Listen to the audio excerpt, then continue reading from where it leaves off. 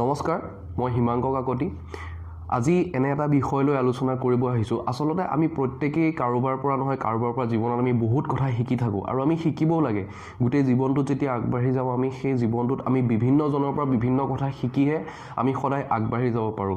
কেৱল নিজস্ব ধ্যান ধাৰণাকে আমি চাই থাকোঁ যদি আমি কেৱল নিজস্ব ধ্যান ধাৰণাৰেই আগবাঢ়িবলৈ চেষ্টা কৰি থাকোঁ তেতিয়াহ'লে হয়তো আমি জীৱনটোত বহুত বেছি আগুৱাই যাব নোৱাৰিম।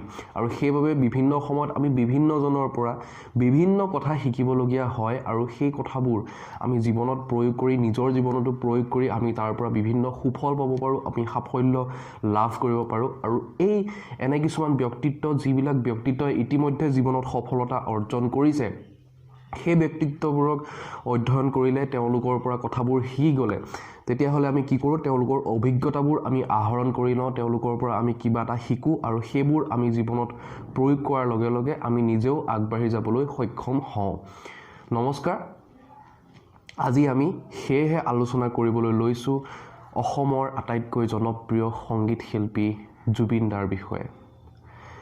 জুবিন গাৰ্গৰ বিষয়ে মই সদায় যেতিয়া জীৱনত কেতিয়াবা কিবা এটা কাৰণত হতাশ হ'বলগীয়া হয়, জীৱনত যেতিয়া মই বহুত বেছি মোক সাহস লাগে, তেতিয়া সদায় মই কি কৰোঁ, মোৰ মোবাইলত তেওঁৰ ফটো দুখনমান ডাউনলোড কৰা আছে বা ইণ্টাৰনেটত গৈও গুগল কৰি তেওঁৰ ফটো দুখনমান চাওঁ আৰু তেওঁৰ মুখৰ যি জ্যোতি, তেওঁৰ মুখত তেওঁৰ চকু সদায় যিদৰে জিলিকি থাকে, সদায় উচ্ছাসপূৰ্ণ সেই ভাৱটো, সেই ভাৱভংগী মই চাবলৈ চেষ্টা কৰোঁ আৰু তাৰ পৰা তেওঁৰ সেই ভাৱভংগীয়ে মোকো আৰু তেওঁৰ কামবোৰে মোকো বহুত বেছি অনুপ্ৰেৰণা দিয়ে, আগবাঢ়ি যাবলৈ সাহস দিয়ে।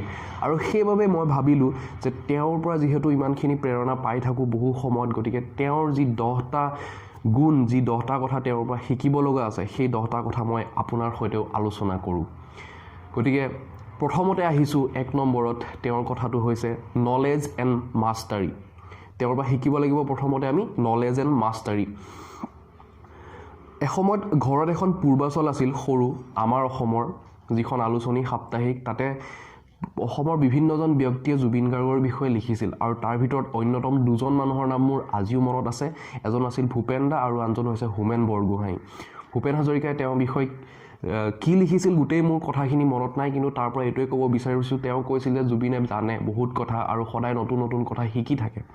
ভূপেন হাজৰিকাই সেইখিনি কথা তেওঁৰ বিষয়ে কৈছিল আৰু হোমেন বৰগোহাঁয়ে কৈছিল তেওঁৰ বিষয়ে যে জুবিন গাৰ্গে মানুহৰ কথা বুজি পায়, মানুহৰ প্ৰয়োজন বুজি পায়, মানুহক কি লাগে সেয়া বুজি পায়। আৰু সেয়েহে মই ক'ব বিচাৰিছোঁ সংগীত জগতখনত তেওঁৰ বহুত বেছি জ্ঞান আছে আৰু সেই বিষয়ে তেওঁ, যদিও আমি জানো তেওঁ অসমত সংগীতৰ তেওঁক ভগৱান বুলি কোৱা হয়, সংগীতৰ তেওঁৰ সমান হয়তো কোনো নাই বৰ্তমান। গতিকে তেওঁৰ ইমানখিনি জ্ঞান থকাৰ পাছতো তেওঁ সদায় নতুন নতুন কথা শিকি থাকে।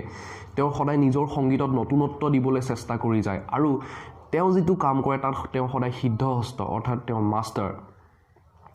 তেওঁ এটা গান লিখি আৰু তাৰ গোটেইখিনি কাম সম্পূৰ্ণ নিজাববীয়াকৈ কৰি তেওঁ সেই গানটো উলিয়াই দিব পাৰে, যিটো কাম হয়তো বহুত কম মানুহে কৰিব পাৰে। বলিউডত যদি আমি চাওঁ, বলিউডতো দেখিব যে গানটো বেলেগে লিখে, তাৰ সুৰ বেলেগে দিয়ে, বাদ্যযন্ত্ৰও বেলেগে বজায়, গায় বেলেগে, অৰ্থাৎ গায়কজনে আহি কেৱল গানটো গাই থৈ যায়। কিন্তু জুবিন গাৰ্গ তেনেকুৱা নহয়, তেওঁ এই গোটেই ফিল্ডৰ গোটেই কামখিনিৰ তেওঁ মাষ্টাৰ আৰু তাৰ কাৰণে তেওঁৰ একমাত্ৰ সম্ভৱ হৈছে এই গোটেইখিনি কৰিবলৈ নলেজৰ বাবে। আৰু নলেজ হয়তো তেওঁৰ জন্মগত প্ৰতিভা তেওঁৰ নিশ্চয় আছে, কিন্তু তাৰ লগতে তেওঁ তাৰ পাছত ক্ৰমে অধ্যয়ন কৰি নিজৰ জ্ঞানৰ পৰিসৰ বঢ়াই গৈছে আৰু সেইবাবে তেওঁ ইমান সফলতা অৰ্জন কৰিব পাৰিছে। তাৰ পাছত আহিছোঁ আমি পজিটিভিটি।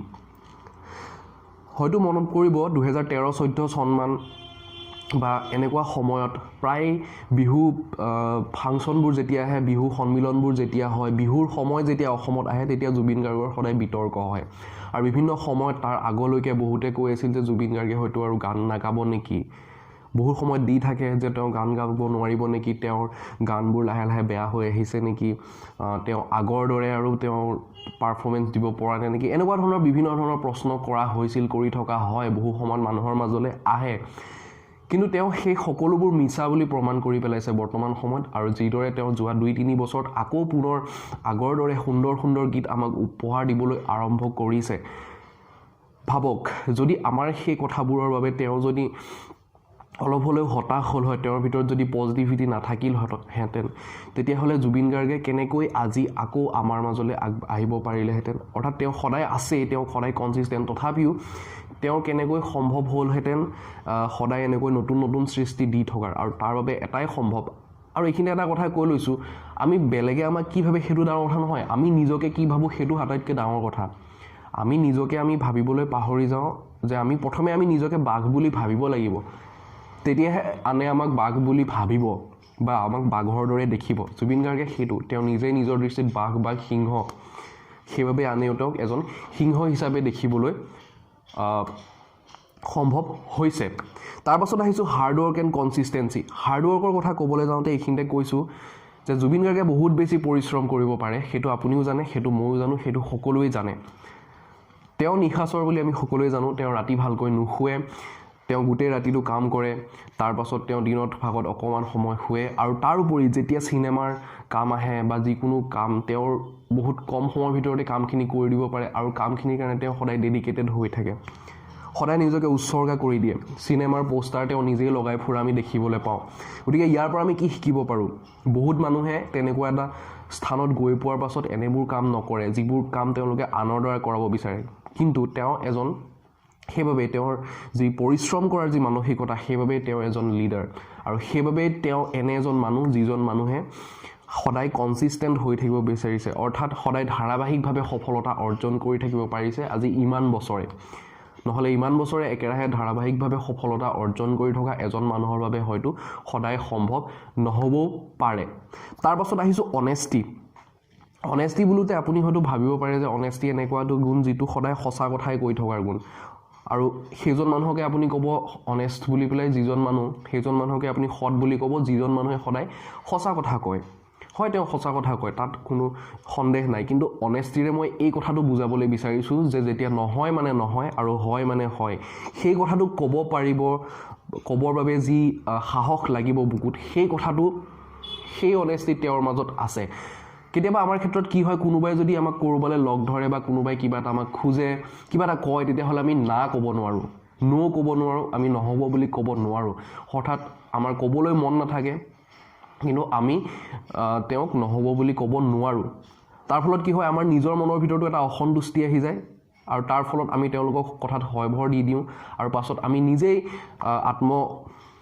সমালোচনা কৰিব লগা হয়, নিজকে অনুশোচনাত আমি ভুগিব লগা হয়। কিন্তু তেওঁ তেনেকুৱা নহয়, তেওঁ সকলো ক্ষেত্ৰতে চাব, তেওঁ যেতিয়া নহয় বুলি কয় তেতিয়াহ'লে নহয়, তেওঁ দ্বিতীয়বাৰ আৰু সেই কথাটো মানি নলয়। এবাৰ যদি নহয় বুলি কৈ দিছে তেতিয়াহ'লে নহয়। আনক সন্তুষ্ট কৰিবৰ বাবে তেওঁ কেতিয়াও হয় বুলি ক'ব নাযায়। সেইটো যিটো আটাইতকৈ ডাঙৰ গুণ, সেই গুণটো আমাক লাগে, কাৰণ আমি নহ'ব বুলি ক'ব নোৱাৰোঁ বাবেই, আমি ন' ক'ব নোৱাৰোঁ বাবেই জীৱনত বহু সময়ত আমি কি হয়, নিজৰ সময় বহু সময়ত আমি অপচয় কৰি দিবলগীয়া হয়, আৰু বহু সময়ত কি হয়, আনক সন্তুষ্ট কৰিব গৈ আমি নিজেই অসন্তুষ্ট হৈ থাকোঁ, আৰু পিছত নিজকে আত্মসমালোচনা কৰিবলগীয়া হয়। একেবাৰে শেষৰ যিটো পইণ্ট, সেই পইণ্টটো হৈছে যে বৰ্তমান অসমত বহুতো নতুন গায়ক আছে, বহুতো নতুন শিল্পী আছে, কিন্তু ডাঙৰ কথাটো হৈছে বেছিভাগ, তেওঁলোকৰ মই বেছিভাগ বুলি কৈছোঁ, মই কাকো সমালোচনা কৰিব যোৱা নাই, বেছিভাগৰ সমস্যাটো কি, সকলোৱে জুবিন গাৰ্গ হ'বলৈ বিচাৰে, সকলোৱে জুবিন গাৰ্গ হ'বলৈ বিচাৰে। জুবিন গাৰ্গৰ দৰে আদব কাইদাসমূহ তেওঁলোকে নিজৰ ভিতৰত আয়ত্ব কৰি লয়, তেওঁৰ দৰেই গান গাবলৈ চেষ্টা কৰে, ষ্টেজতো তেওঁলোকৰ দৰেই থাকিবলৈ চেষ্টা কৰে বহু সময়ত। গতিকে সেইটো একেবাৰে ভুল কথা। যদি আজি জুবিন গাৰ্গে বেলেগ কাৰোবাক তেনেকৈ অনুকৰণ কৰিলে হয়, কোনোবা বেলেগ এজন শিল্পীক, তেতিয়াহ'লে আপোনালোকে এজন একক আৰু অদ্বিতীয় জুবিন গাৰ্গ নাপালেহেঁতেন। আৰু সেইবাবে কওঁ যে প্ৰত্যেক মানুহেই আমি আনৰ পৰা আমি শিকিব লাগে, আৰু এই ভিডিঅ'টোতো সম্পূৰ্ণৰূপে মই জুবিন গাৰ্গৰ ওপৰতে কৰিছোঁ, আৰু জুবিন গাৰ্গৰ কথাসমূহে আলোচনা কৰি তাৰ পৰা আমি কি শিকিব লগা আছে সেইটোহে আলোচনা কৰিছোঁ। মই ইয়াত এইটো কোৱা নাই যে আমি তেওঁৰ দৰে হ'ব লাগে, মাত্ৰ আমি তেওঁৰ পৰা কিখিনি কথা শিকিব লগা আছে, যিখিনি কথা শিকিব লগা আছে সেইখিনি কথাহে মই ইয়াতে ব্যক্ত কৰিছোঁ, সেইখিনি কথাহে মই ইয়াতে বিশ্লেষণ কৰিছোঁ, সেইখিনি কথাহে মই ইয়াতে আলোচনা কৰিছোঁ। গতিকে সেই সমস্যাটো আজিৰ শিল্পীৰ ক্ষেত্ৰত দেখিবলৈ পোৱা যায়, বহুখিনিৰ ক্ষেত্ৰত। মই আকৌ এবাৰ কৈছোঁ, বহুতৰ ক্ষেত্ৰত যে তেওঁলোকে আন কাৰোবাৰ দৰে হ'বলৈ বিচাৰে, বহুখিনিয়ে জুবিন গাৰ্গৰ দৰে হ'বলৈ বিচাৰে, কিন্তু জুবিন গাৰ্গে সেইটো হ'বলৈ নিবিচাৰে, অৰ্থাৎ জুবিন গাৰ্গে কেতিয়াও কাকো ফ'ল' নকৰে। তো এইখিনিতে মই ক'ব পাৰোঁ যে আমি সকলোৰে পৰা শিকিব পাৰোঁ, কিন্তু আমি আনৰ দৰে হ'বলৈ বিচৰাটো একেবাৰে অনুচিত কথা। Learn from everyone but follow' no' one. গতিকে সেইবাবেই আজি মই সৰ্বমুঠ 10টাৰ ভিতৰত 5টা তেওঁৰ পৰা শিকিবলগীয়া কথা এইখিনিতে আলোচনা কৰিলোঁ। বাকী 5টা কথা ক'বলৈ গ'লে ভিডিঅ'টো বহুত বেছি দীঘল হৈ যাব। গতিকে সেইবাবে বাকীকেইটা কথা ইয়াৰ পাছৰ ভিডিঅ'টিত মই ক'ম বুলি আপোনালোকক আশ্বাস দিলোঁ। নিশ্চয়কৈ ক'ম সেই 5টা বিষয়েও। আৰু শেষত একেবাৰে শেষৰ পইণ্টটো মই যে কৈছিলোঁ জুবিন গাৰ্গে কাকো ফ'ল' নকৰে, সেইটোৰ দৰে ক'বলৈ বিচাৰিছোঁ যে সদায় আমি নিজকে কোৱা উচিত আৰু আপুনিও নিজকে কওক, ময়ো যিদৰে সদায় নিজকে কওঁ যে মই মোৰ দৰে হ'ব বিচাৰোঁ। ধন্যবাদ।